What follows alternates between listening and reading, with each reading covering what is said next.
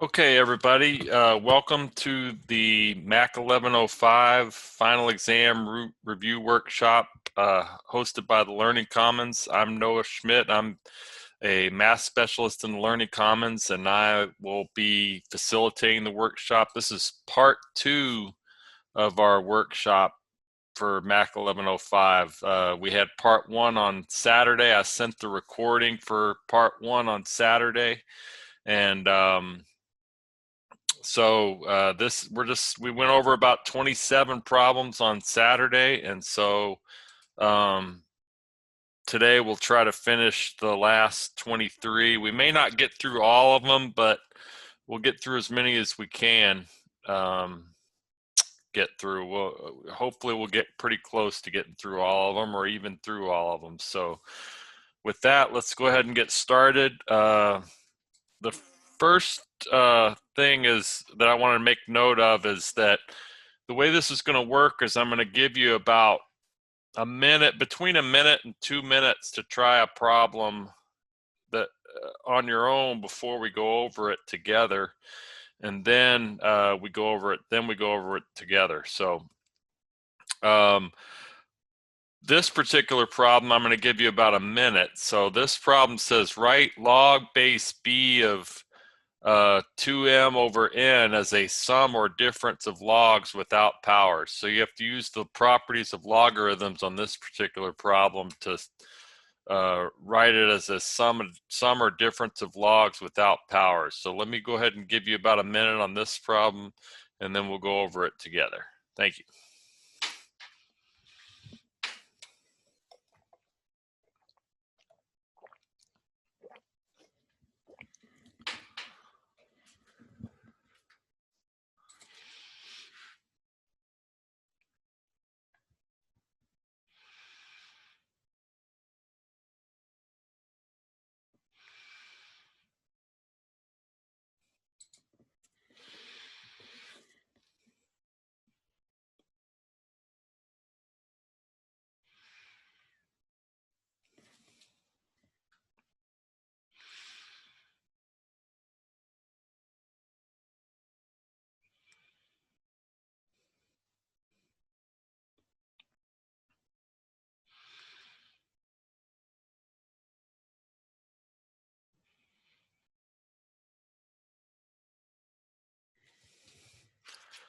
All right, so this particular problem, the first thing to do is we're going to write this as log base b of, we'll start with the first piece of what we're originally taking the logarithm of, which is the 2. And then we have to determine if we want to have a plus or a minus as our operation symbol. Now, it's important to note that if it's 2 times m, so meaning we're multiplying the 2 and the m, well, when we write it as the sum or difference of logarithms, it's going to be addition whenever there's multiplication in a single logarithm. So this is going to be plus, and then this will be log base b of m. Then the next operation in the single logarithm is that you have division by n. Well, anytime there's division in a single logarithm, then you want to write as a sum or difference of logarithms using subtraction as your operation symbol. So this is going to be minus log base b of n, and we have our simplified logarithm separated into separate logarithms. There were no exponents, so we didn't have to concern ourselves with that particular property. So does anybody have any questions on this problem?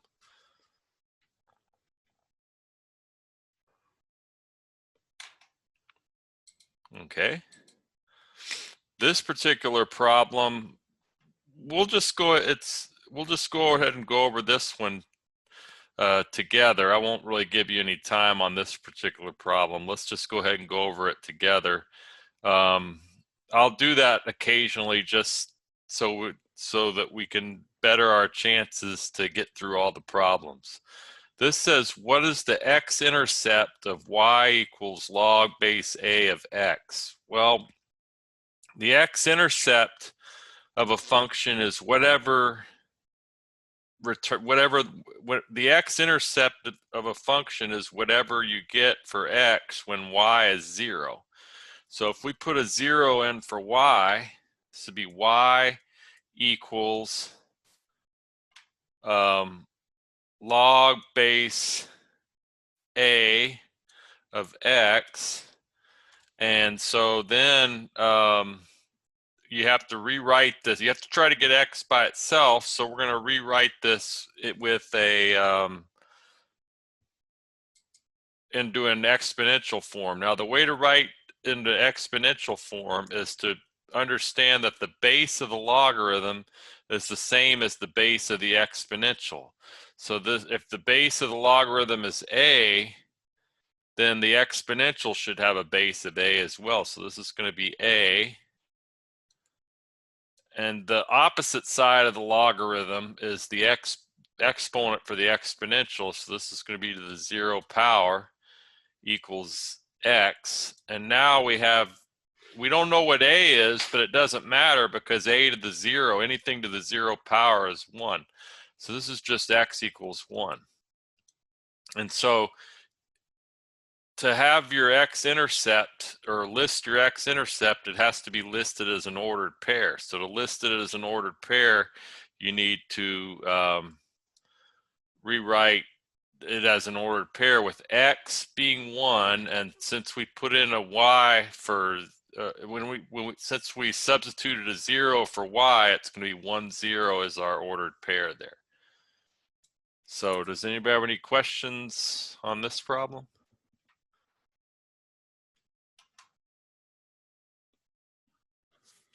All right. The next problem says convert t equals log base m of n to an equivalent exponential equation. So on this particular problem, I will give you about a minute to try it on your own before we go over it. So if you could go ahead and take about a minute to try it on your own, and then we'll go over it, I would appreciate it. Thank you.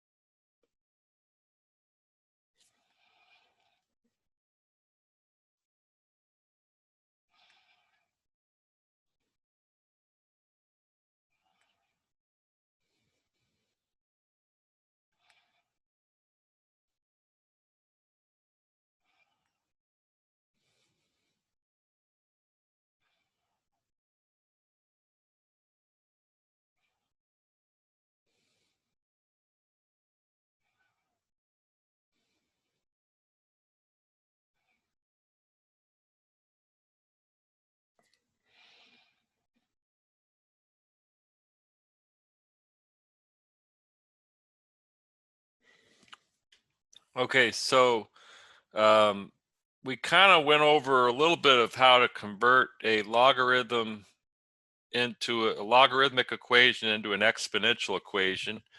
And this is another example where we need to do that. So this is t equals the log base m of n. So the m is the base of the logarithm, so it needs to be the base of the exponential. Now the opposite side of the logarithm is basically the exponent for the exponential. So the opposite side of the logarithm is t, so this is going to be m to the t power equals, and then what we were taking the logarithm of is n, so this needs to be equal to n, and that's exponential form. Okay, so does anybody have any questions on this problem? I have a question about the exam. Yes. Do you know if the exam is going to be all multiple choice or some multiple choice and some written? Are you taking your class in TCC Live? Yeah. Yeah, it should just be, have you tried to take the practice test? It Yes. should This is a be, practice test. well, this is a practice test, but have you tried it on the Canvas, doing the practice test on Canvas? No, not yet. Because they should be similar to, it should be pretty similar to that. Okay. Yeah, so if you do the practice test, then that should be the same format for the test, but it'll have different numbers. Gotcha. Thanks. All right, you're welcome. Does anybody else have any questions?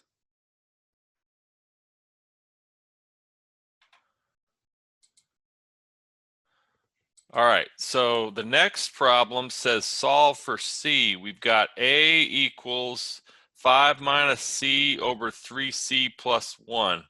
So basically, you're going to try to get C by itself. So I'm going to give you a little bit more time on this problem. I'm going to give you about 2 minutes to try this problem on your own. You're trying to use algebra to try to get C by itself. So I'll give you about 2 minutes and then we'll go over this problem together. Thank you.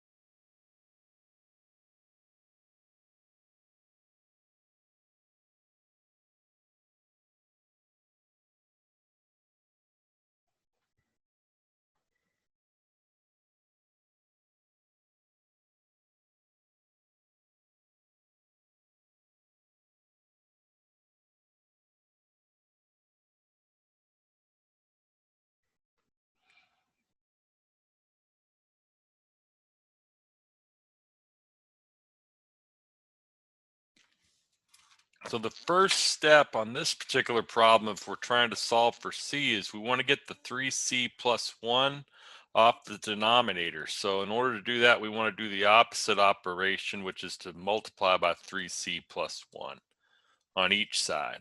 And you put parentheses around 3C plus 1 because there's more than one term there.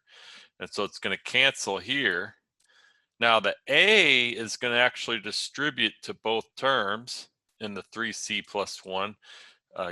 You can feel free to ignore the vertical lines. Sometimes this drawing pad does that. But if you take A times 3C, you get 3AC plus A times 1 is A.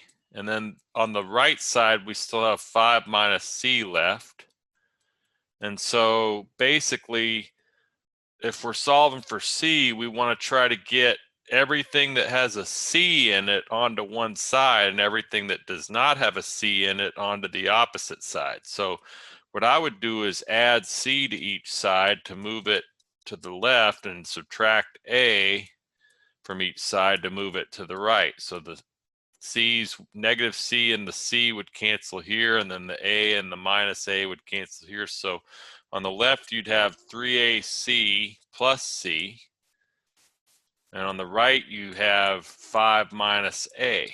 Now, the reason we want to get all the terms that have C in it onto one side is because now we can't combine 3AC plus C, but since C is common to both terms, we can factor C out as the greatest common factor.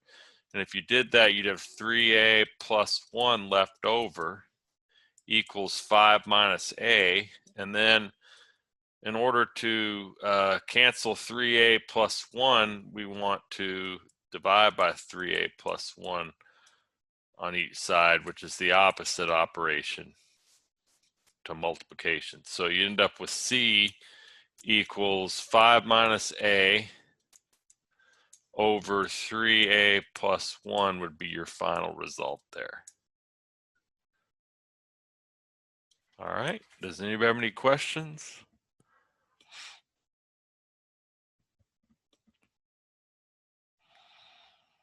Okay. This particular problem is going to involve some factoring. We'll go ahead and do this one together before I let you try to go over it on your own, or try to do it on your own, because this one's going to have a lot of steps. We'll try to save a little bit of time here, but in order to solve a polynomial equation, you have to have the polynomial equation all set equal to 0. And so the leading coefficient for the highest degree term is 6 for the x cubed. It's already positive, so we're going to subtract 12x to each side to move it to the left. And you'd have 6x cubed plus x squared minus 12x equals 0. And then the next step is, this should be a cubed, sorry about that. The next step is to then factor out x as your greatest common factor. So if you do that, you factor out x, you have 6x squared plus x minus 12 left in the parentheses. Now the 6x squared plus, let's call this 1x, there's really an imaginary 1 there.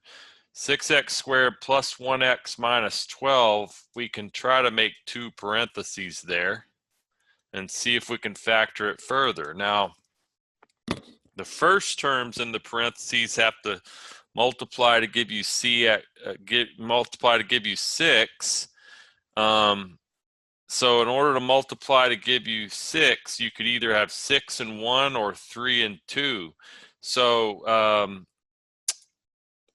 it's not always the case, but it's more likely to be the numbers that are closer together. So 3 and 2 are closer together than 6 and 1. So let's call this 3x and 2x.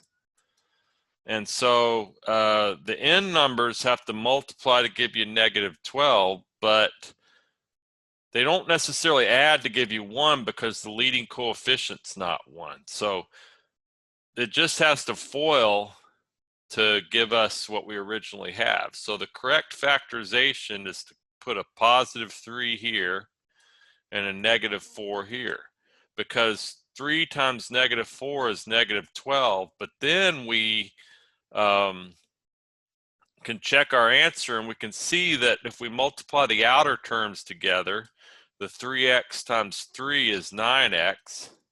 If we multiply the inner terms together, negative 4 times 2x is negative 8x. And then 9x minus 8x is 1x, which is the middle term. So now we're going to set the factors equal to 0. So we got x equals 0, and we've got 3x minus 4 equals 0. And we got 2x plus 3 equals 0. X equals 0 is clear cut that x would be 0 for that particular solution. For 3x minus 4 equals 0, we want to perform the opposite operation to negative 4, which means adding 4 to each side. That gives us 3x equals 4, and then we cancel out the 3 that's in front of x by dividing by 3 on each side. That gives us x equals 4/3. That's the next solution and possible solution. And then 2x plus 3 equals 0. We want to perform the opposite operation to 3 by subtracting 3 from each side. That gives us 2x equals negative 3. And then this is 2 times x, so the opposite of multiplication is dividing by 2 on each side. And you get x equals negative 3/2 as that solution. Now on Canvas, you're going to need to put these, separate these answers by comma. So you got x equals 0, comma 4/3, comma -3/2 as the three possible solutions. So does anybody have any questions on this problem?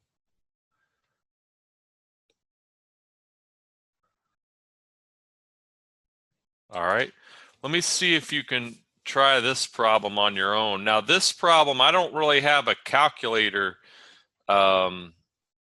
function on the computer here, but so is anybody not familiar with the second calc maximum left bound, right bound guess? Because that's what you have to do here. And if you do that, you'd get the graph to look kind of like this.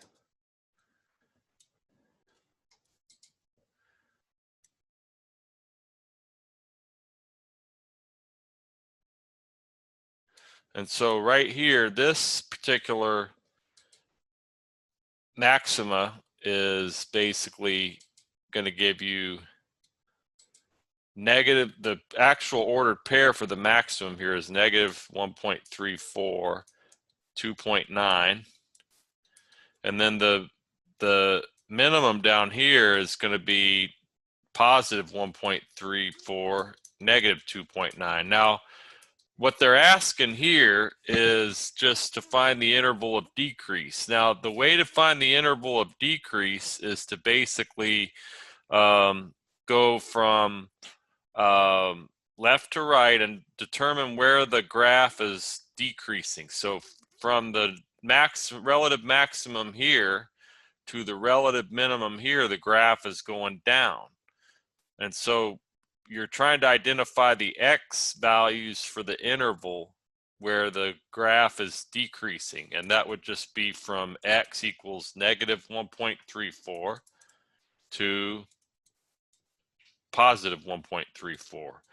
Now, the calculator steps, if anybody has any trouble with the calculator steps, because this is one problem. If it was a quadratic equation and you wanted to find the maximum or the minimum, you could use the vertex formula. But this particular function has to be done on the graphing calculator using the calculator steps. So we have tutors here at the Learning Commons that can help you with the calculator steps. If anybody has any trouble, still has any problems, it's basically performing the second trace. Then you just find the select the maximum function or the minimum function, and then you just left bound, right bound guess. And so we can help you with those steps, but that's what you do on this problem is you find the maximum, you find the minimum, and identify the x values where the function is decreasing. So does anybody have any questions on this problem?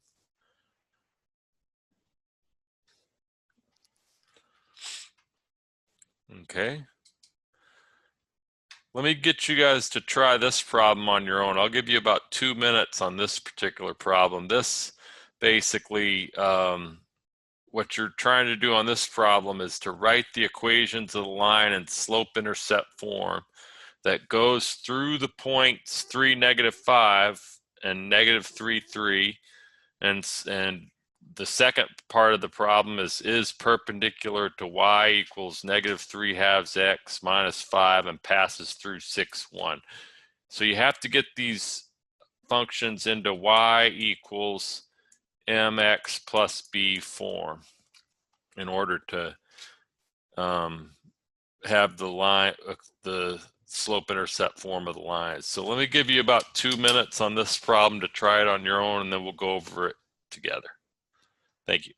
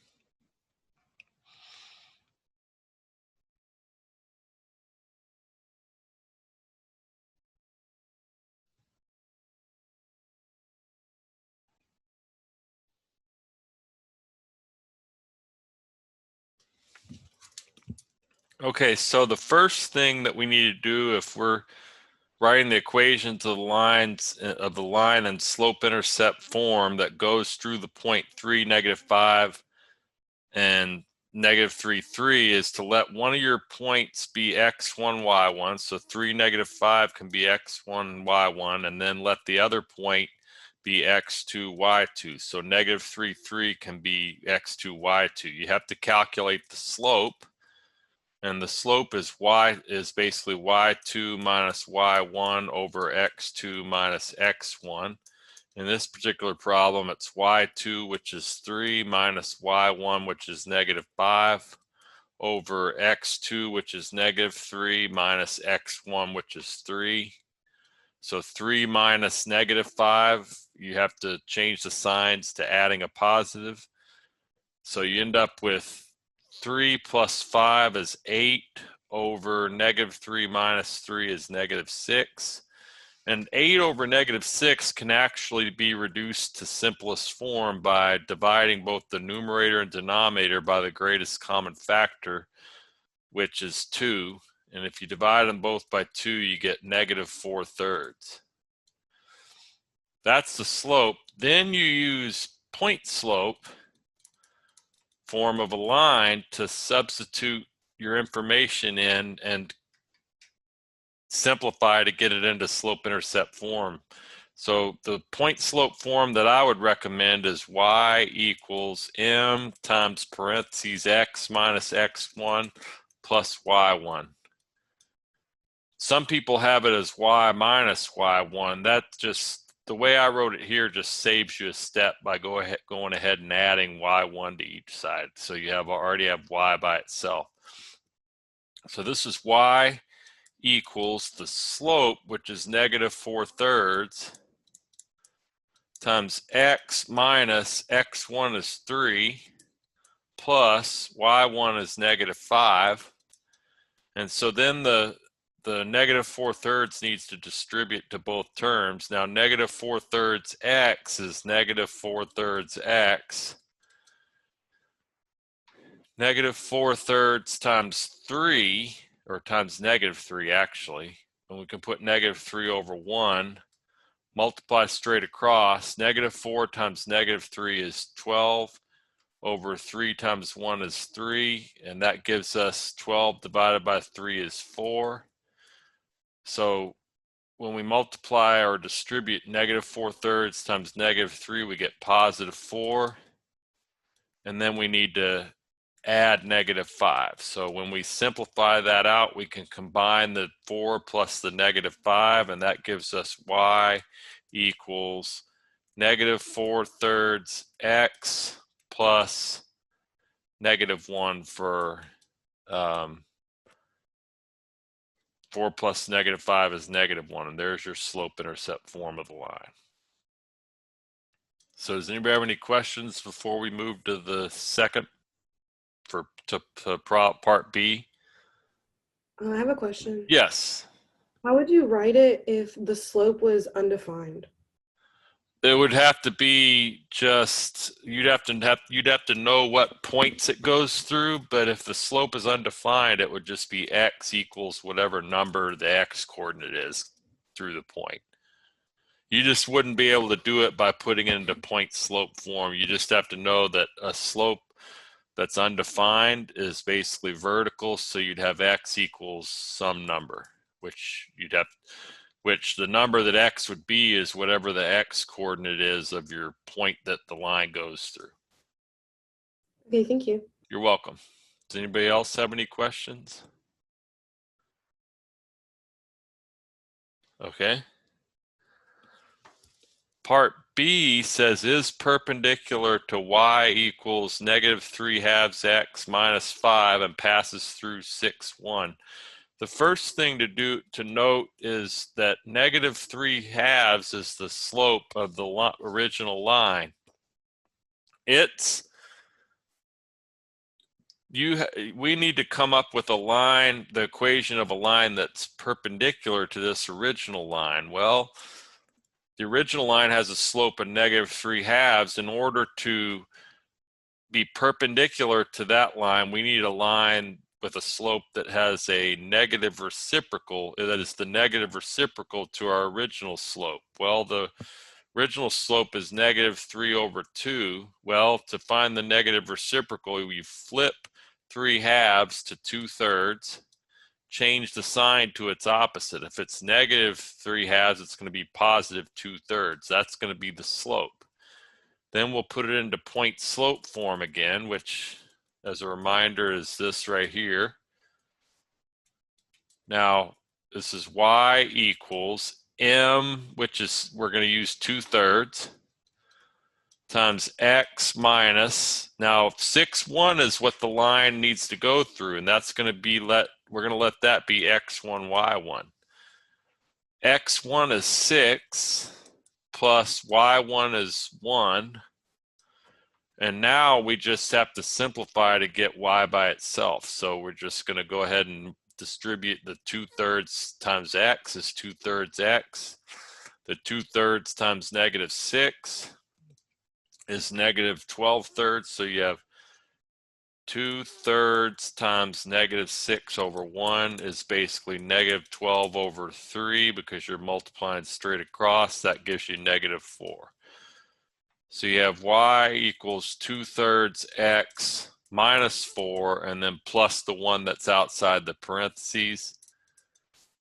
And you can go ahead and combine -4 plus 1 to get y equals 2/3 x minus 3 as our final result there.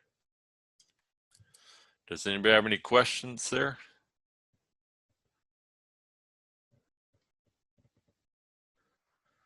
Okay.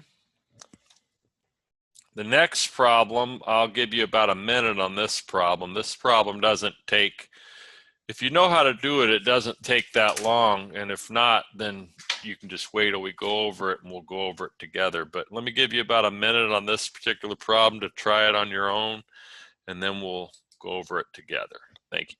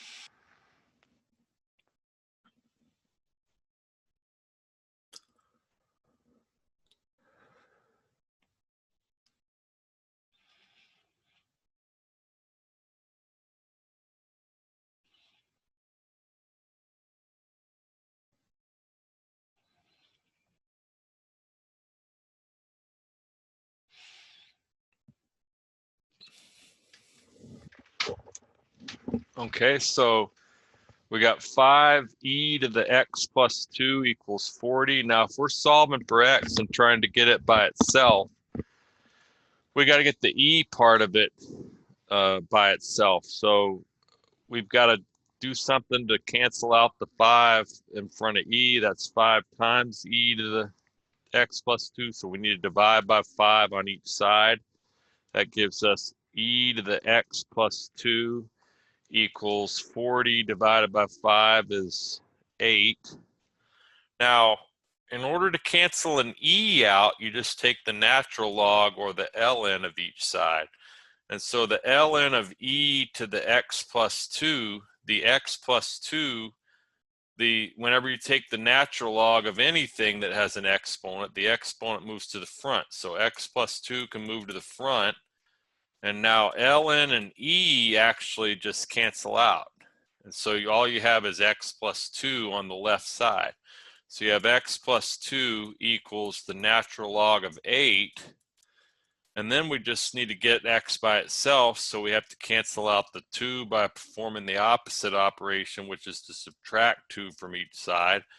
And we get x equals the natural log of 8 minus 2. Now, if they want the answer as an exact value, this is what they're looking for right here. X equals natural log of 8 minus 2. And so you just don't want to put the natural log into the calculator if they want the exact value. Just leave it like this.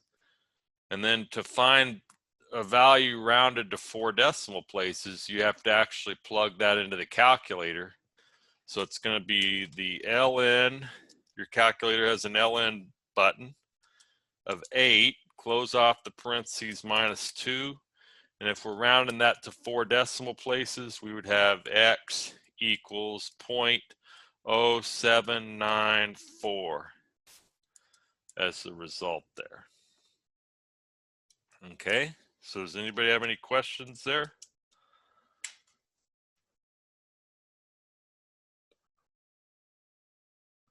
Okay. Let's try this problem. We'll do this one together. It involves factoring, but it's a little bit different in that you have an x to the 4th minus 3x squared minus 4, but we're trying to find all the zeros of f of x equals x to the 4th minus 3x squared minus 4. So what we want to do is, if we're finding the zeros of a function, we want to replace the function part, the f of x part, with zeros. This is going to be 0 equals x to the 4th minus 3x squared minus 4. And you can actually factor the x to the 4th minus 3x squared minus 4 the same way as if it was x squared minus 3x minus 4, because the first degree of the first term is double the degree of the second term. And so you just make 2 parentheses here. And instead of the first terms multiplying to give us x to the 4th, it actually multiplies to give us, or instead of it multiplying to give us x squared, it actually multiplies to give us x to the 4th, which means we need x squared and x squared instead of x and x. The n numbers need to multiply to give us -4 and add to give us -3, because, and the reason for that is because the leading coefficient is still 1.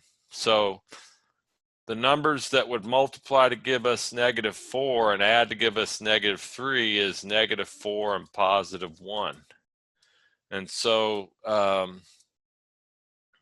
that's our factorization. Now we need to set the factors equal to 0 and solve for x. So x squared minus 4 equals 0 is one of our possible solutions, and then x squared plus 1 equals 0 is another possible solution. For x squared minus 4 equals 0, we actually want to, we're trying to get x by itself, so we need to cancel the -4 out by adding 4 to each side, and that gives us x squared equals 4. And then we have to cancel the square out by square rooting each side. So we'll square root each side, and we actually end up with x equals plus or minus square root of 4 is 2. And then because whenever we square root a square, we have to put plus or minus. For x squared plus 1 equals 0, we want to cancel the 1 out by subtracting 1 from each side. That gives us x squared equals -1. And then to cancel the square out, we actually want to square root each side. And that gives us plus or minus again, because we're square rooting the square root of -1. Now, a square root of -1 is not a real number, but if they aren't just asking for real solutions, you have to put that as a solution as part of your answer. So it's an imaginary number, and basically I is equal to the square root of -1. And we already have this as square root of -1, and that is I, so this is going to be x equals plus or minus I. And so this is going to be x equals, and we just have to separate these with commas, -2, 2, negative I, and I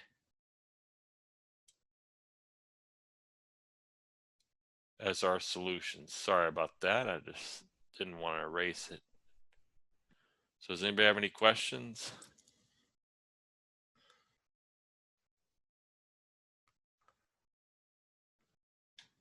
Got something in the chat.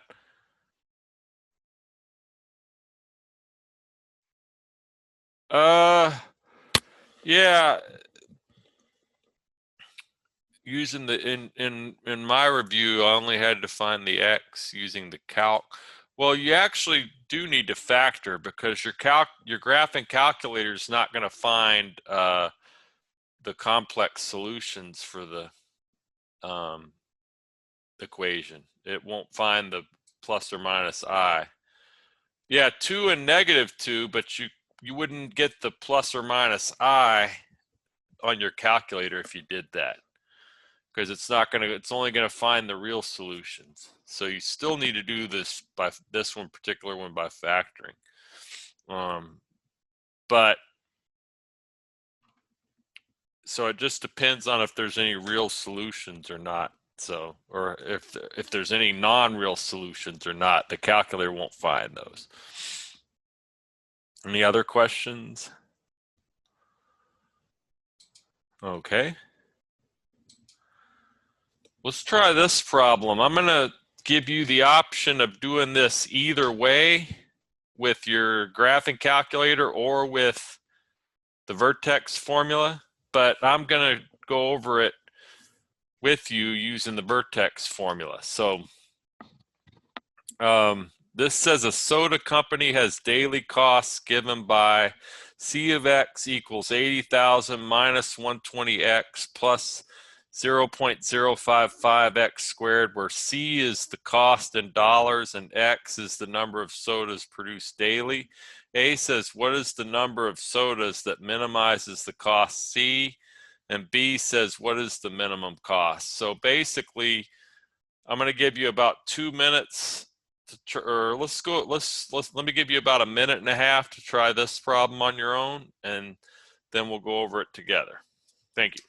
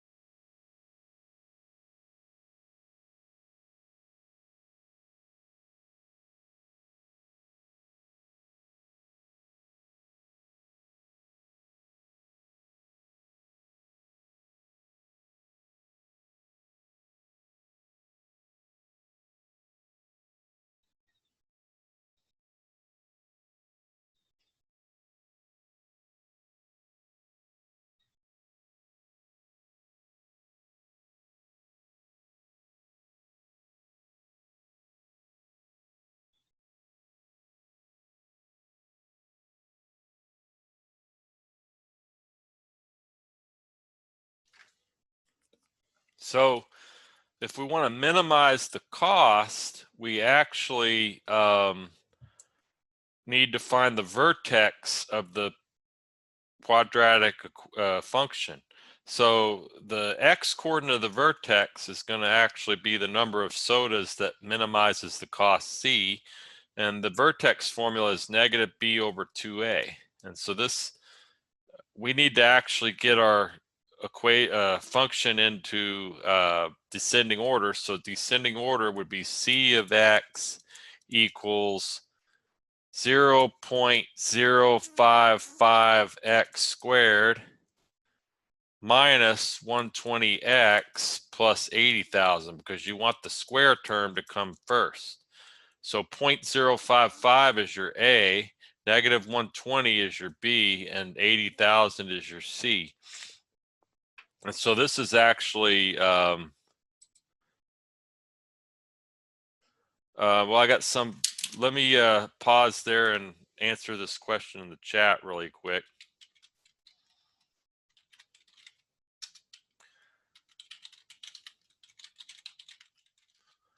Okay, so basically x equals negative b over 2a. So this is going to be negative, b is negative 120. So this is negative 120 over 2 times a is 0.055.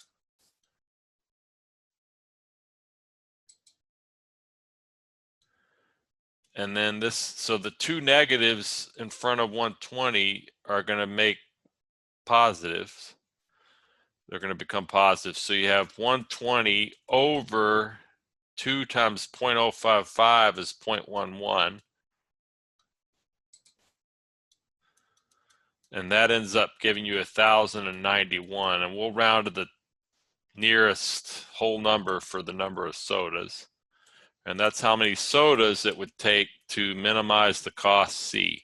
To find the minimum cost is what they're asking on part B. And to find the minimum cost, we're going to use 1,091 as the x coordinate. So we need to calculate C of 1,091 and substitute 1,091 in for x and just simplify. So this is 80,000 minus 120 times 1,091 plus 0.055 times 1,091 squared. And if we plug all that into the calculator, we get $14,545. And if we round it to the nearest cent, it would be 45 cents. And so would be our result there. All right, does anybody have any questions? Would you always round like that for this problem? Not necessarily. It just depends on what they would ask you to round to. I just didn't, it doesn't specify what to round to. I just chose to round to the nearest cent, but the exam should tell you what to round to. Okay, thank you. You're welcome. Any other questions?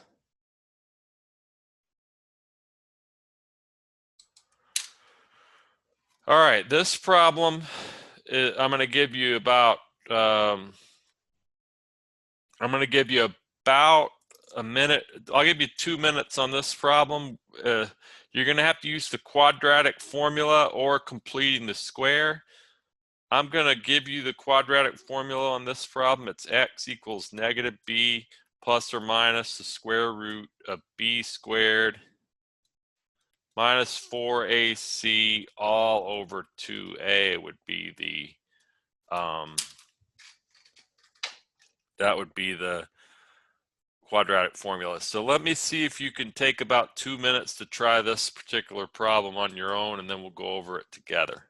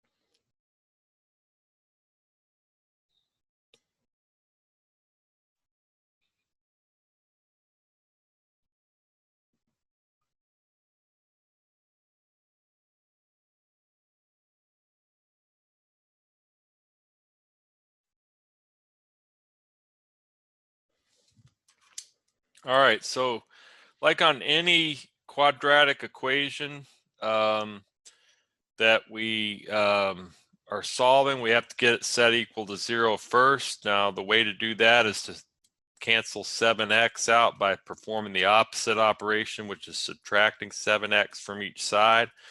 That gives us x squared minus 7x plus 13 equals 0.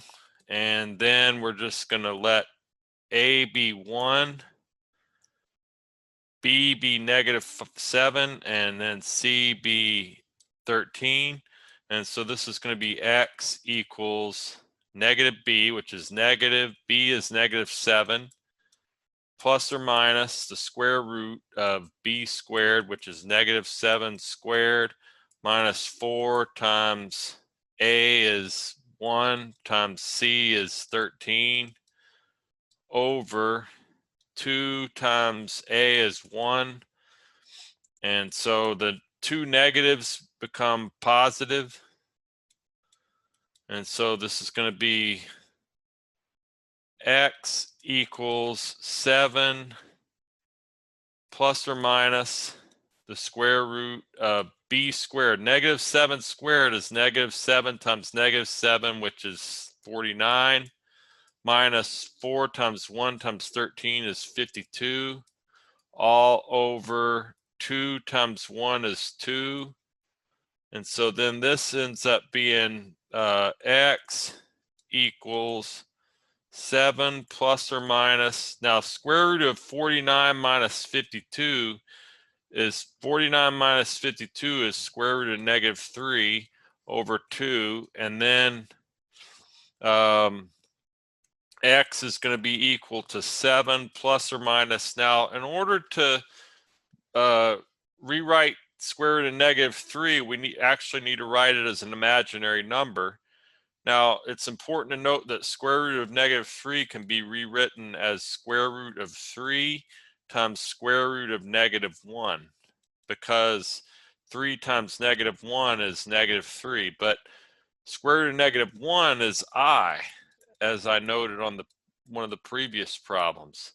And so this is going to be square root of 3, but I is square root of -1, so square root of 3i.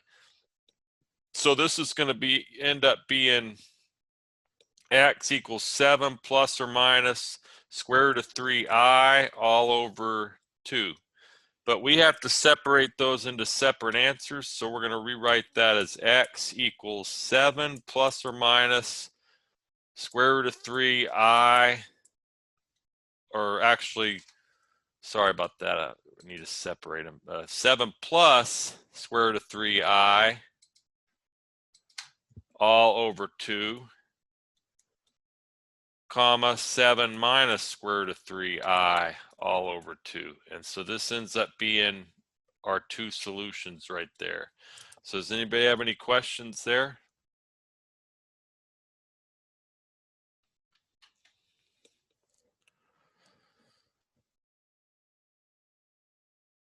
Yes. Oh, chat. Okay.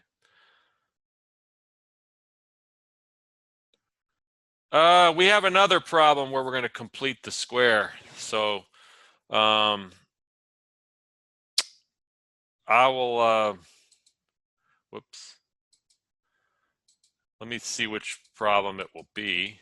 Yeah, there's a completing the square problem. All right. Any other questions?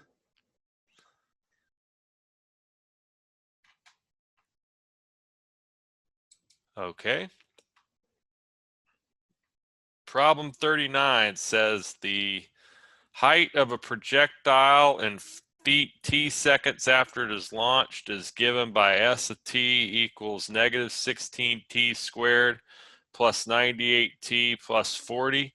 A says after how many seconds will the projectile reach maximum height, and B says what is the maximum height. So you can use the vertex formula to calculate this, or you can use the graphing calculator. I'm going to do it with the vertex formula, but I'm going to give you about 2 minutes on this problem where we seem to be doing well on time, so I'll give you about 2 minutes on this problem to try it on your own, and then we'll go over it together. Thank you.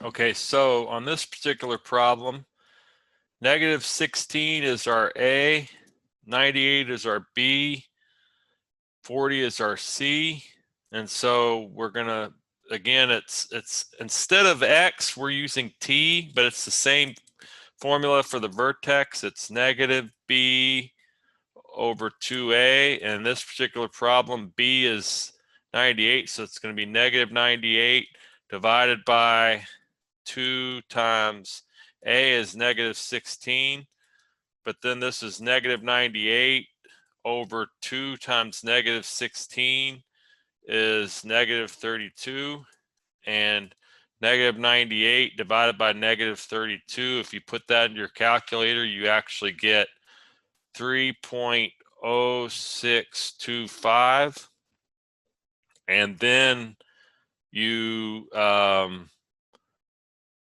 so that's the maximum height, and that's actually in seconds.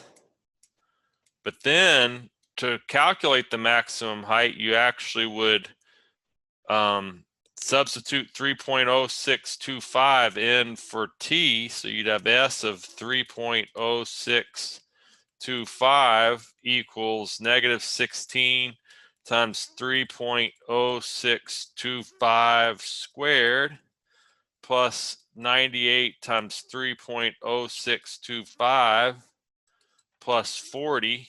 And if you put all that into your calculator, you would end up with 190.0625, and that's feet for that particular units. And so, does anybody have any questions on this particular problem?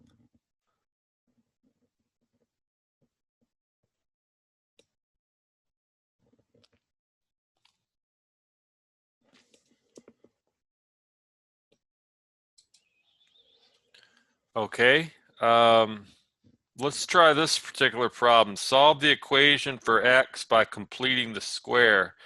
You got x squared minus 6x equals 34.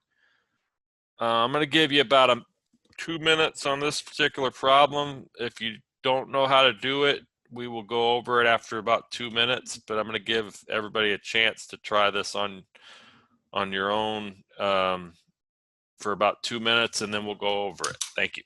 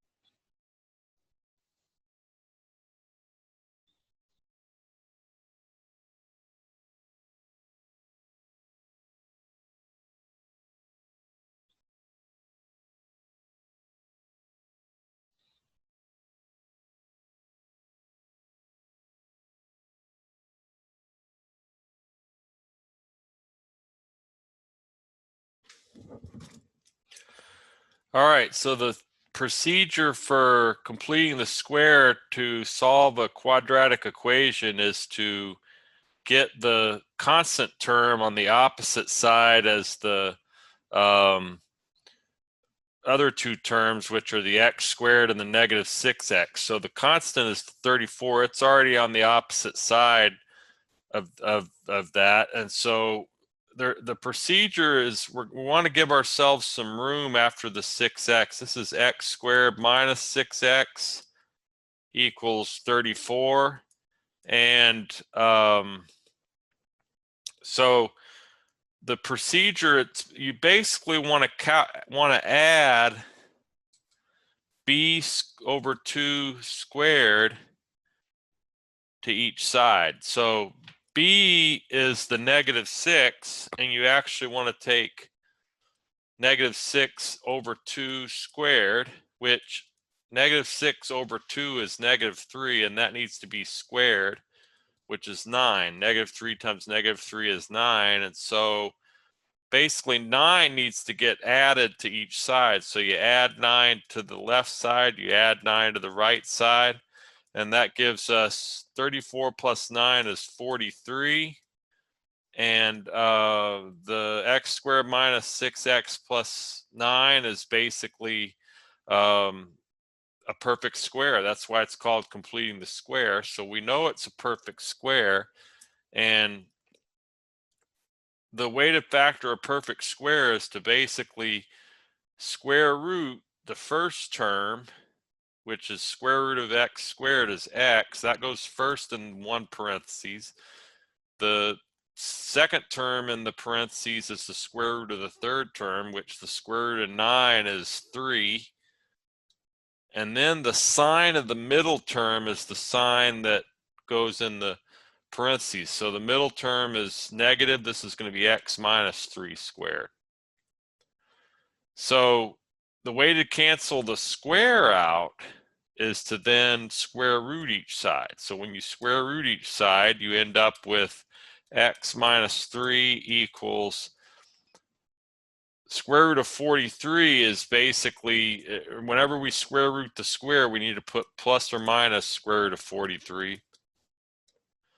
And then in order to get x by itself, we have to cancel the negative 3 out. So we need to perform the opposite operation, which is adding 3 to each side.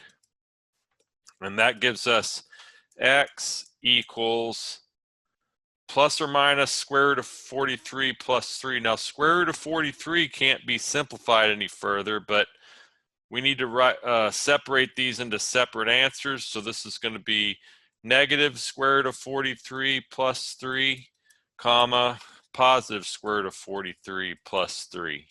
And those are our two solutions there. So does anybody have any questions on this problem right here?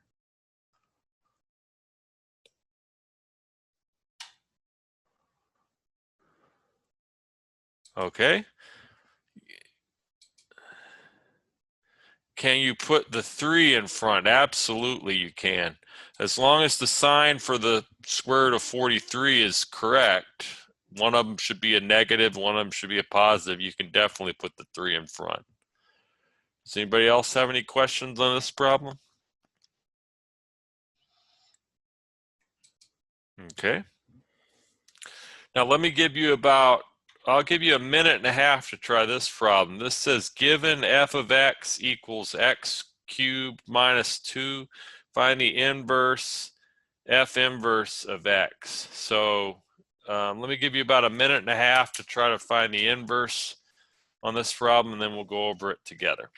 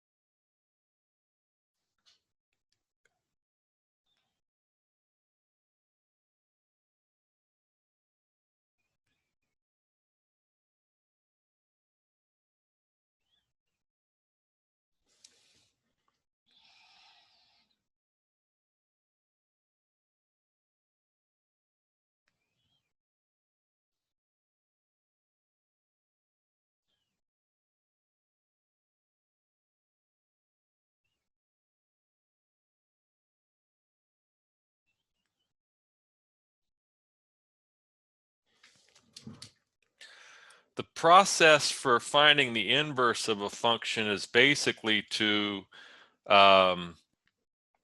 replace there's a step-by-step procedure for it. The f of x, the functional notation f of x needs to be changed to y. So just to avoid confusion, so f of x changes to y, and that equals x cubed minus 2. But then the next step is always then to switch x and y, so x gets written where y is and y gets written where x is, and so this is going to be x equals y cubed minus 2. And then we have to resolve the equation for y. So in order to do that, we need to cancel the -2 out, so we'll go ahead and add 2 to each side, and that gives us the y cubed is actually going to be, for the sake of, we usually want to have the y on the left side just because that's the way it's standardly written. So we're going to put y cubed equals x plus 2. And then we have to cancel the cube out. Now to cancel the cube out, we just cube root each side. So we take the cube root of each side. When you cube root something, you don't need a plus or minus. This is just going to be y equals the cube root of x plus 2, which has y by itself. And the last step when calculating an inverse is to then replace the y with functional inverse notation. Now the functional inverse notation is basically, if the original function is f of x, then functional inverse notation would be f inverse of x equals the cube root of x plus 2 as the result there. So does anybody have any questions there on that particular problem?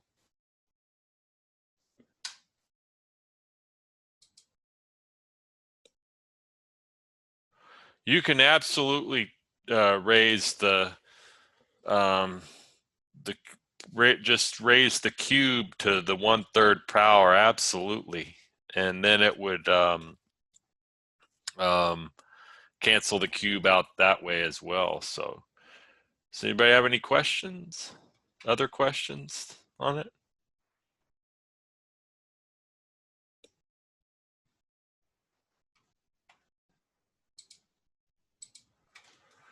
All right, so solve for x. We've got 2 to the x plus 3 power equals 11.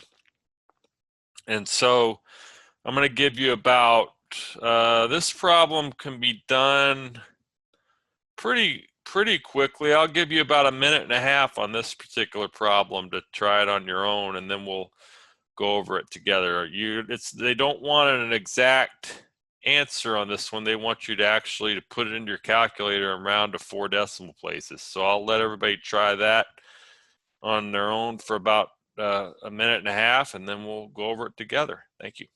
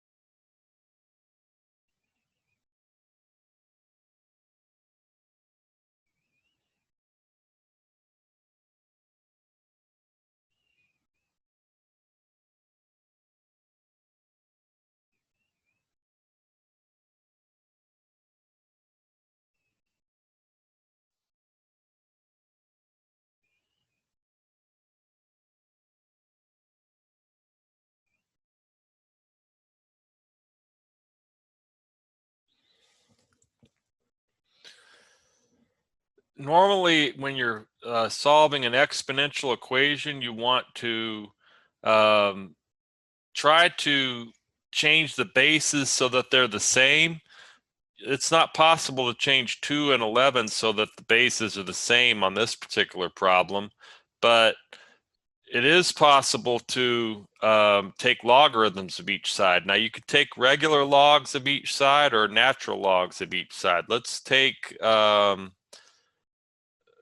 usually take the natural log of each side. So the natural, either way you'd get the same answer. So if I take the ln of each side, then like I noted on a previous natural log problem or exponential equation, when you're taking the natural log of something with an exponent, the x plus 3, which is the exponent, is going to move to the front, and that equals ln of 2, or that the ln of 2 is left. The x plus 3 is in front of the ln of 2, and then that equals ln of 11 on the right side. And so then you have to try to get x by itself. So rather than distributing the ln of 2 into the parentheses, it's most efficient to just go ahead and cancel it out by dividing by ln of 2 on each side. And that gives you x plus 3 equals the natural log of, or the natural log of 11 over the natural log of 2. And you'd have to get x by itself, so you're going to cancel out the 3 by subtracting 3 from each side. And that gives us x equals the natural log of 11 over the natural log of 2 minus 3. And we can just go ahead and put that into the calculator and see what we get.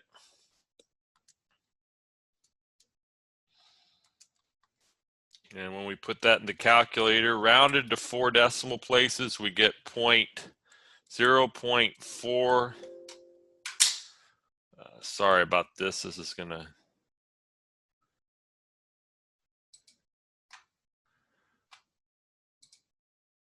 I got to re-screen share here. All right, so this is 0.4594 is our result for x here. So does anybody have any questions on this particular problem here?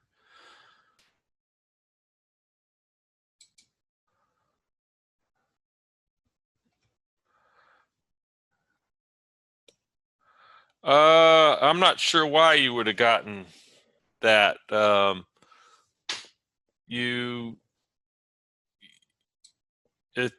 not sure. It's pretty close to what I got, but it needs to be 0.4594. It's big enough difference that something's not right there. So I was wondering why it wouldn't be ln 11 minus ln 2. Oh, well, it wouldn't be because it's two different ln's. It's not a single natural log. You're dividing two natural logs. That's not the property. If it was basically if it was basically ln of 11 over 2, then that would be ln of 11 minus ln of 2. But this is the ln of 11 divided by the ln of 2. That's not exactly the same thing. Yeah, I see that now. Thank you. All right, you're welcome. Does anybody else have any questions? Okay. Let's try this problem. This is basically a logarithmic equation. Let me give you about a minute and a half to try this particular problem on your own, and then we'll go over it together. Thank you.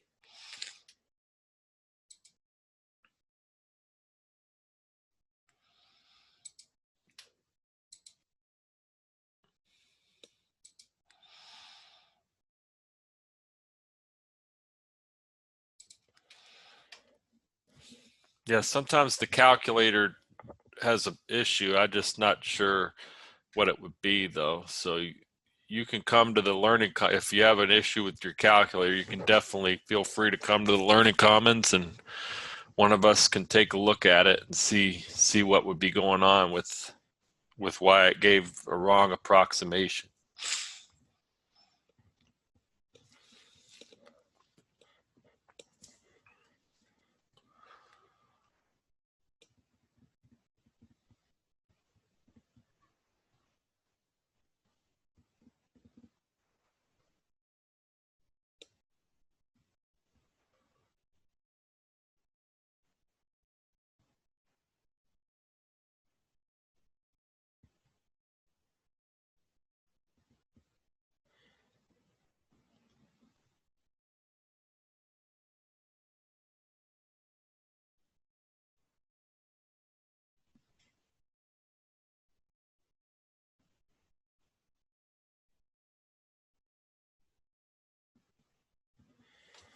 All right, so the first step when you're solving a logarithmic equation is you always want to make sure that both sides of the equation have a single logarithm. You don't want to have separate logarithms on one side of the equation.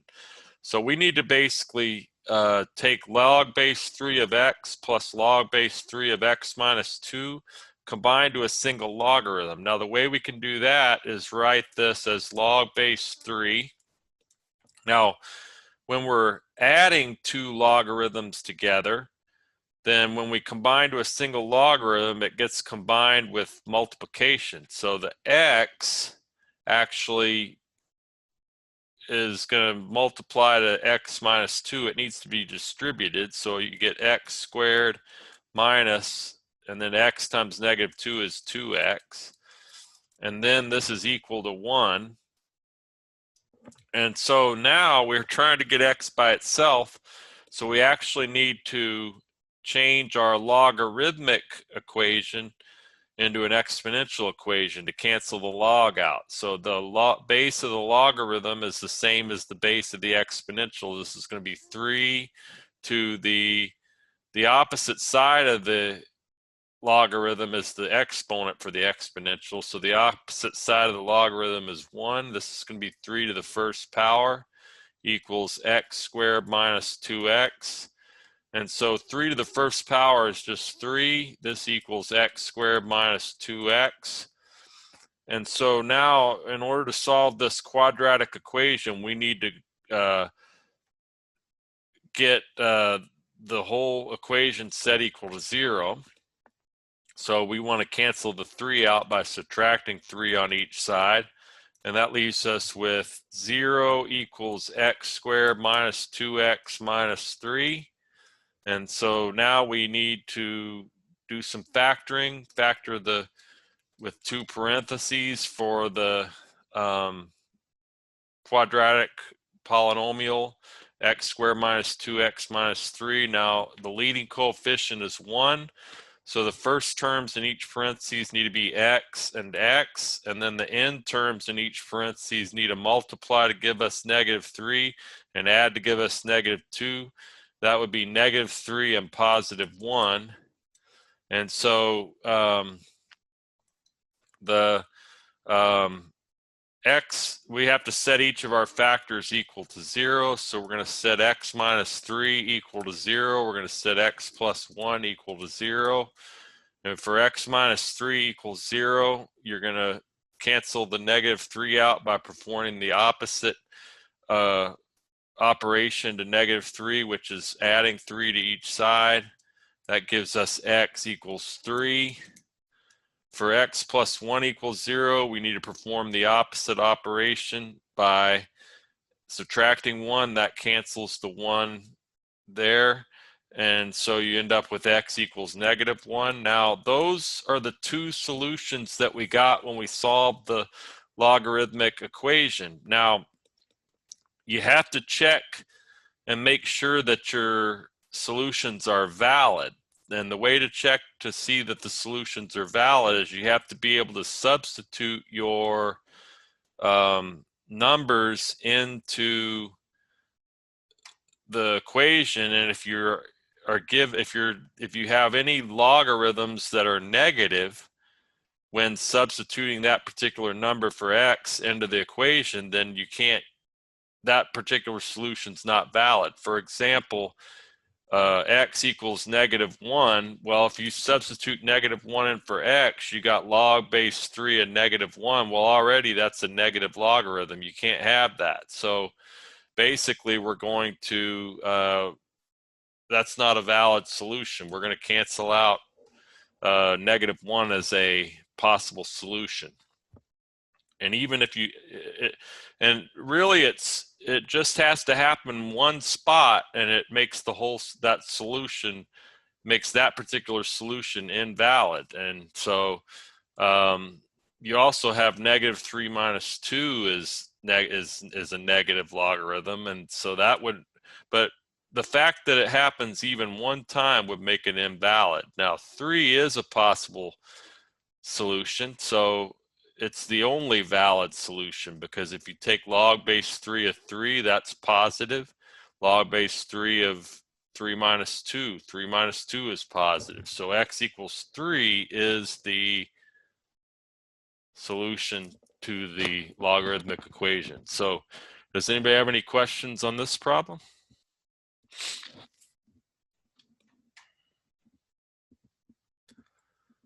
Okay.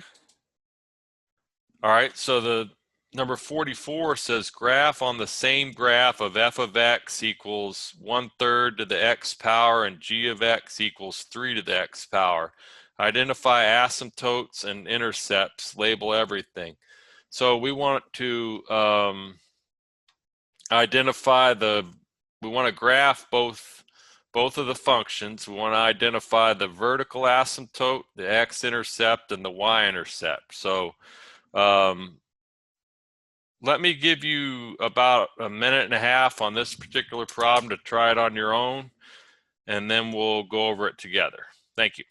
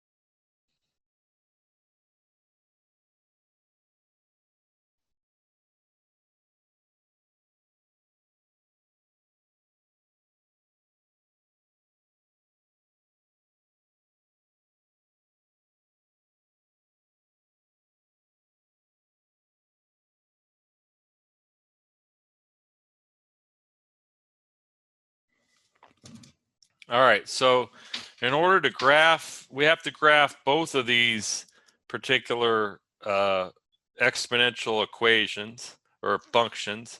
So to graph 1/3 to the x power, I'm going to just make two different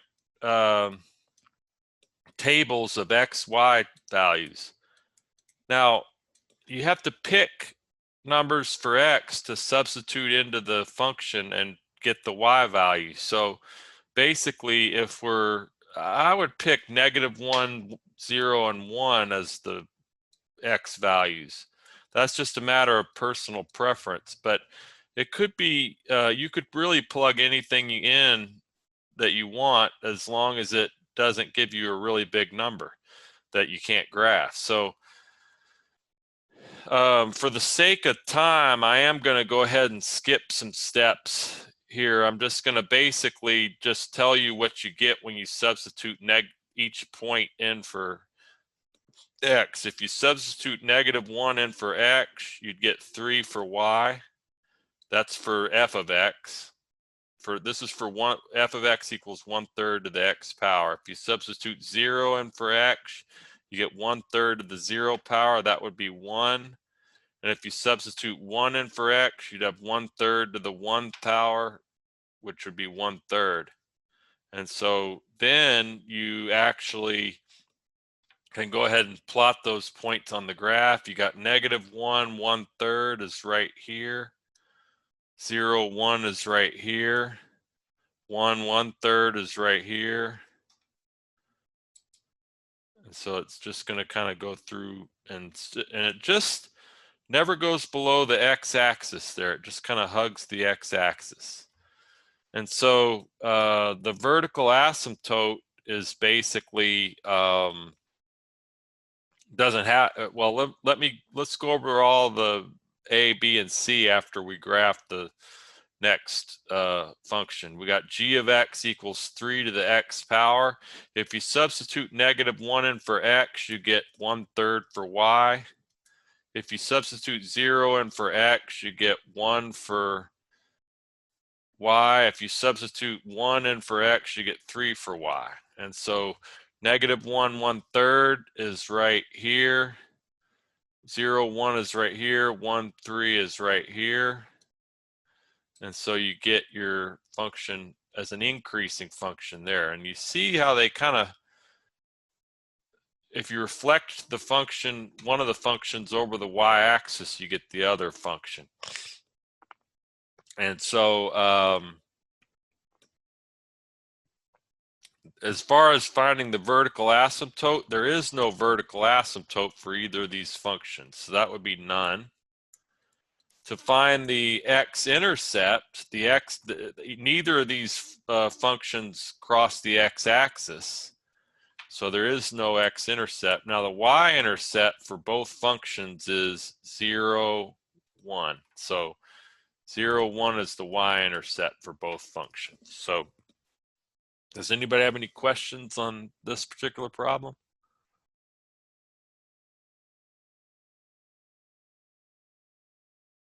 Okay. The next problem, we'll just go over this one together for the sake of time. It says graph side by side g of x equals log base 2 of x and f of x equals log base 2 of x minus 2. Let's rewrite g of x as being y. So it'd be y equals log base 2 of x.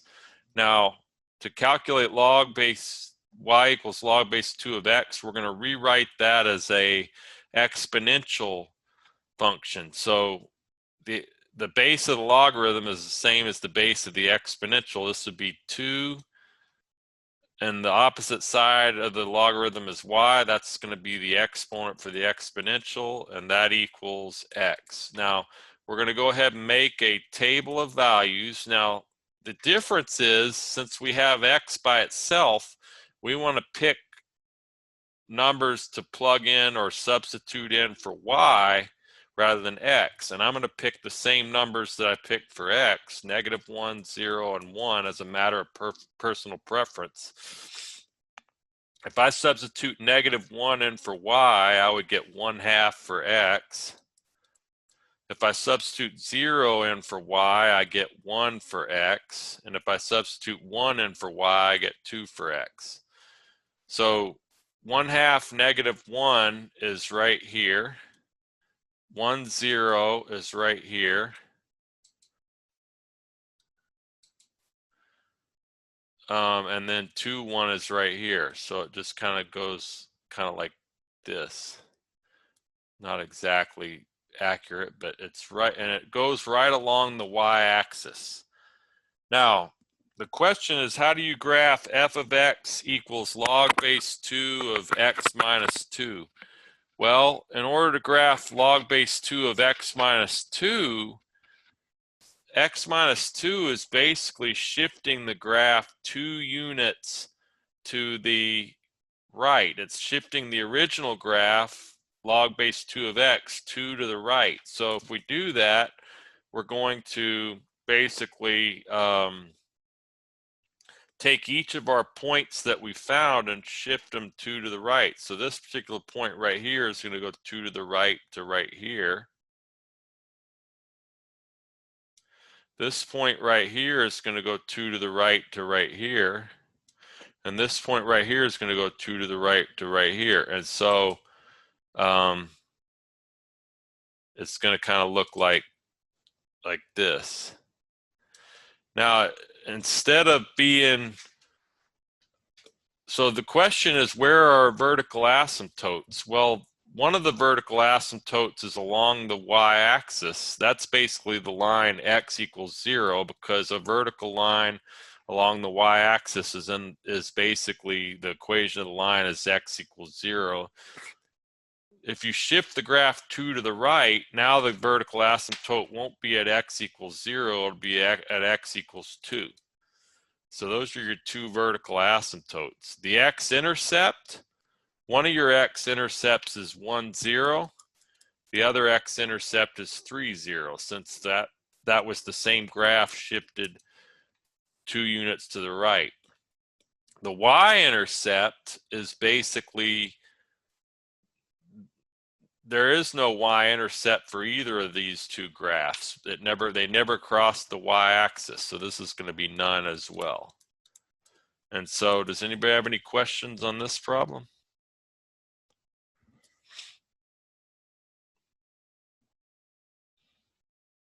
All right, we've got probably about 15 minutes before it's going to cut out. So let's go over each problem together rather than when we'll try to set these. Let's go over the ones that we can get done quicker first. So I will come back to those two that we just skipped if we have time. But this problem right here says determine the equation of the circle with the radius 6 and whose center is 3, -1. Well, the equation of a circle is x minus h squared plus y minus k squared equals r squared. HK represents the center of the circle. So 3, -1 is the center. That's going to represent your HK. And so your R is 6. And so you just substitute those into the equation of the circle. So this is going to be x minus h is 3 squared plus y minus k is -1 squared. Now, when you're subtracting a negative, that's like adding a positive. And then this equals r squared. Now, r is 6, so it's 6 squared. This is going to be x minus 3 squared plus y plus 1 squared equals r squared is 6 squared, which is 36. And that would be your equation of the circle right there. So does anybody have any questions on this problem?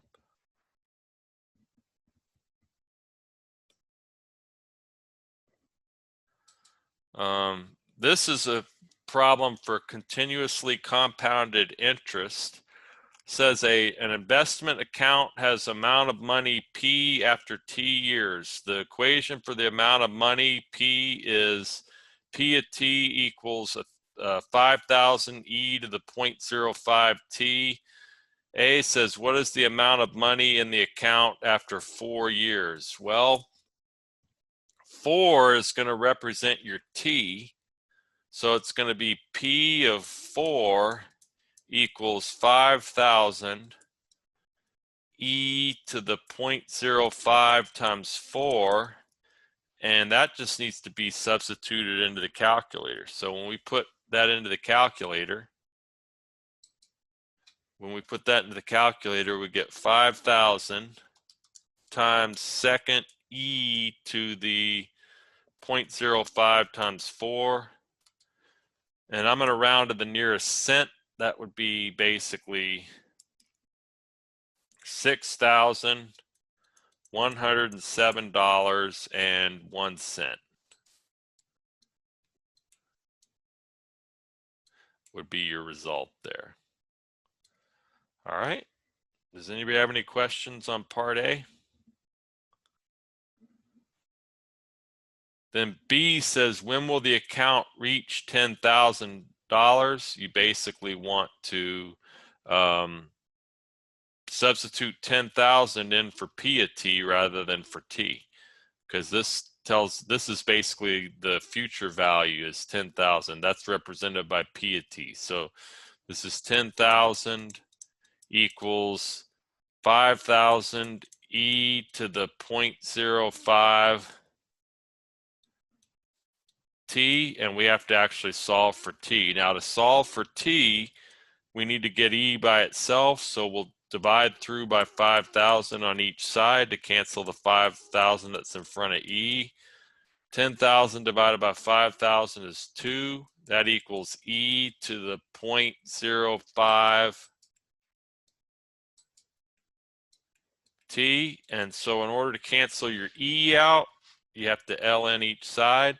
Now when you ln each side, the 0.05 t moves to the front, and the ln and the e cancel out. And the other side is ln of 2. This ends up being ln of 2 equals 0.05 t.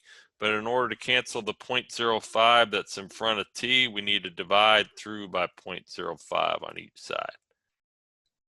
And that gives us, if we put that all into the calculator, we actually get 13.86 years as a result there.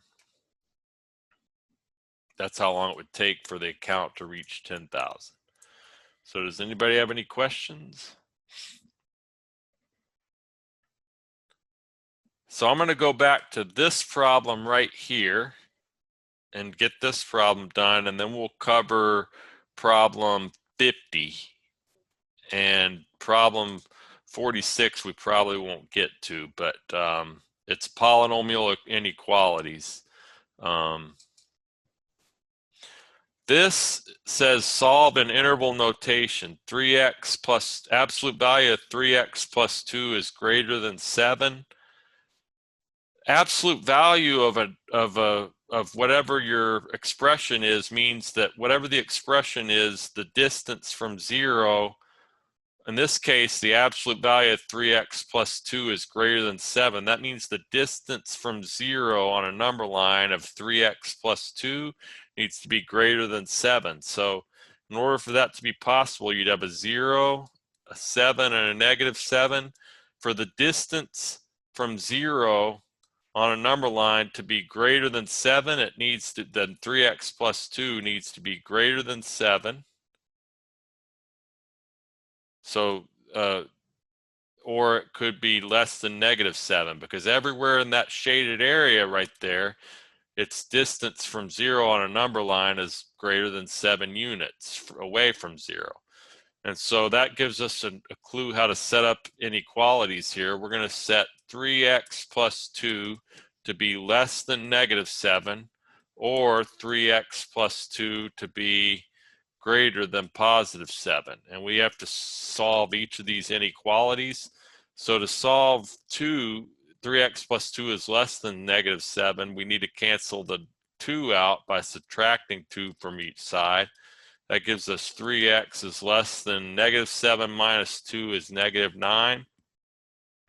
This is 3 times x is less than negative 9. That's going to be, we're going to divide by 3 on each side, and that's going to give us x is less than negative 3. Negative 9 divided by 3 is negative 3. Or for 3x plus 2 greater than 7, in order to cancel the 2 out, we need to subtract 2 from each side. And that gives us 3x is greater than 7 minus 2 is 5. And so 3 times x is greater than 5. In order to cancel the 3 out, we need to perform the opposite operation to multiplication, which is dividing by 3 on each side. That gives us x is greater than 5/3. And then we need to put both of those inequalities into interval notation. So for x less than negative 3, that's everything less than negative 3. That would be x going from negative infinity.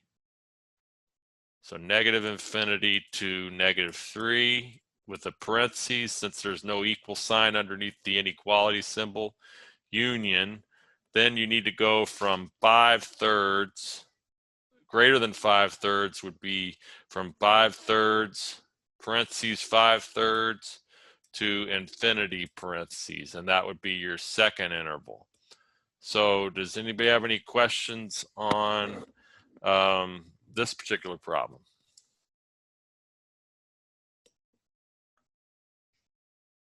Okay.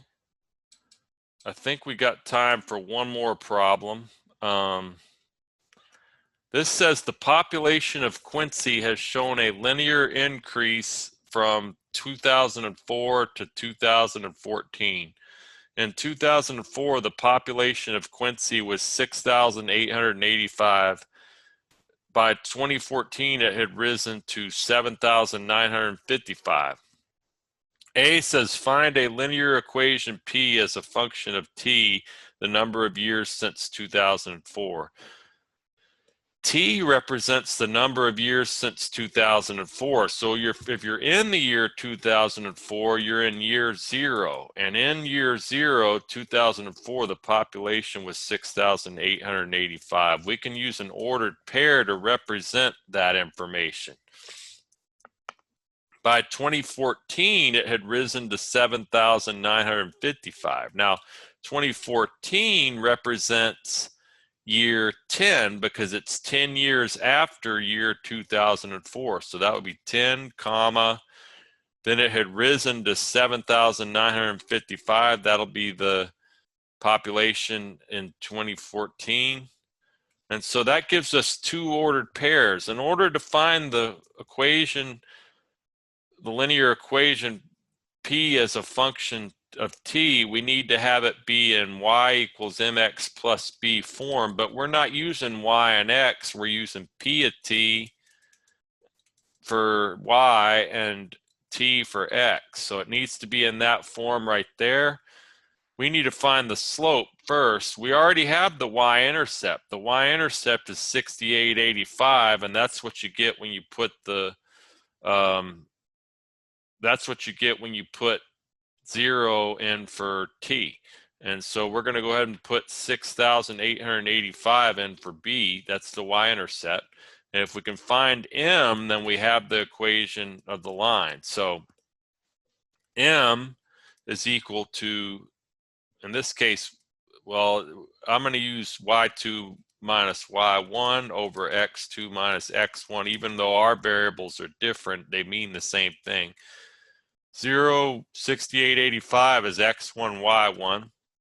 10, 7,955 is x2, y2.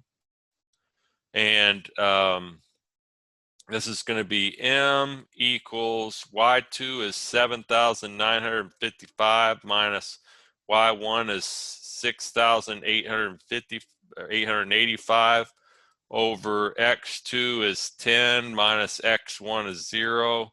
And so if we calculate the slope, we actually get 107. Now, the part B says, what will the population be in 2019? That's is a situation where you need to determine 2019's year. It's actually year 15 because it's 15 years after 2014 or 2004. So that's P of 15 equals 107 times 15 plus 6,885. And when you calculate all that, you get 8,490 when you do that.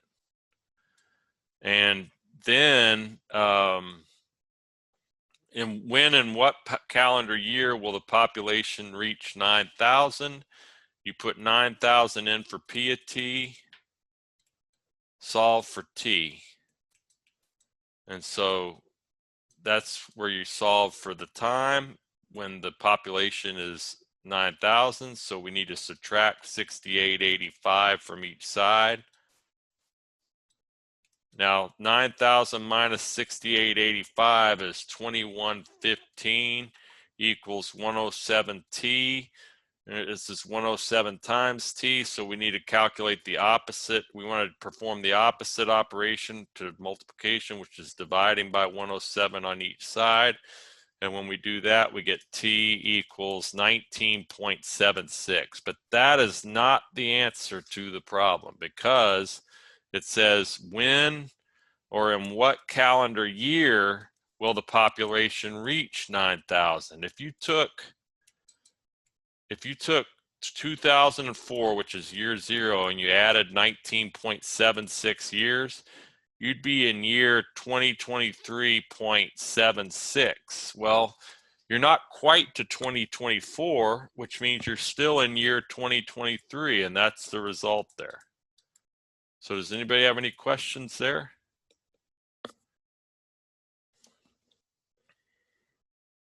So I'm going to send the recording probably in the next hour or so.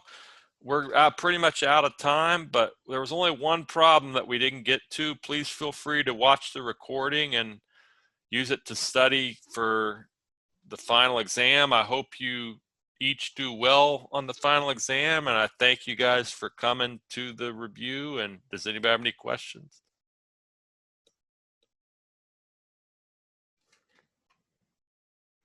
Okay, well, I hope you guys have a wonderful Christmas break, and please feel free to contact me if you have any questions, and thank you for coming. Thank you. Have a good week. Thank you so much. You too. You're welcome. Thank you.